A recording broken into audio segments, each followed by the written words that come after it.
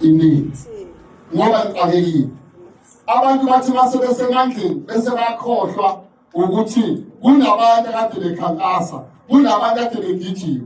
So-ke bafowethu umsholozi uke waba semandleni, upetrol kungabizi kangako, ukudla bekungabizi kangako, isimo besinenjena. Kodwa since waphuma umsholozi wangena leyo ndoda leyo yekhaya, sisenkingeni namhlanje. Yazwakeda nge-GNU, fanele nazi-ke ukuthi sisempini yezwe. Bathi bayisalile ibhekabhili kodwa ifana nento engekho uma usulandela kahle. So bafowethu funa nazi ukuthi sisempini. Engifuna ukusho-ke kubantu balapha emhlabeni ngani, hhayi ngoba umsholozi esekhohliwe yini, wanicela ukuthi ucela nivotele i-MK. Nangempela naphuma ngobuningi nahamba nayivotele i-MK.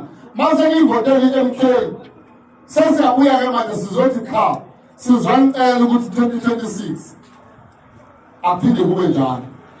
Baba uGodo ngokukhulu inhlonipho siyabonga ukuthi usivumele ukuthi sibe la nabo bonke kabelaphi bamhlabeni ngani. Sizocela kini ukuthi cha wozani bafowethu, angeke sikhohle futhi angeke thina simane sizongena la siphumele obala ukuthi si-MK uma uthi umawala sibethini sibonile zenzeka izinto. Kulaba abantu abama-Ground Forces bafowethu sicela ningapheli umoya. Ade kukhuluma ubhodi uNhlamulo ngeke ubuyele ukhulumeli i-MK la ensukwini. Uthi njengamanje sekusondela isikhathi sokuthi kubuye kuzwe emawadini kuzobuza ukuthi njengoba nisebenza kangaka obani ade besebenza kwiGramu bese kubheka ukuthi yini engenzeka laba abaphumela obala basebenza. Sicela ukuthi nisebenze kakhulu kunakuqala, sekuyakhanya phambili.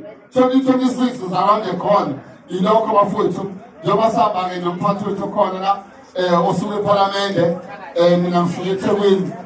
Ngizothi nje bafowethu siyabonga enikwenzayo. Enye into efike ngayibona kwi-MK ukuvuseleleka kobuntu, indlela ngendlela enibambisene ngayo ama-MK. Mawuke wadlula omunye ephathelwe isondo, mawuke wabona ukuthi ufake isitika se-MK noma emotweni kunestika ujike usudlulile uthi hayibo i-Congress le ujike ufike umsizi. Yilokho engikubonayo ukuthi bafowethu ni-MK kunaleya nto yobuntu eniyibuyisile. Ngicela bafowethu ukuthi siqhubeke iye phambili. Abelaphi bonke baba uGodo siyabacela bakhona sibe ne-database ngoba sikhanda ama-district manje ukuthi noma ngabe kuthiwa ngelikela umsholozi ukuthi hayi ake ngilethe imishini noma ewu-10 yokugaya imithi, avela ilethe athi hayi baba uGodo safikela kini nanku umshini, abafuna ukugaya abasondele. Aphinde athi baba uJoel 49 mshini abasondele. Ngiyabonga, ngiyanithanda kakhulu.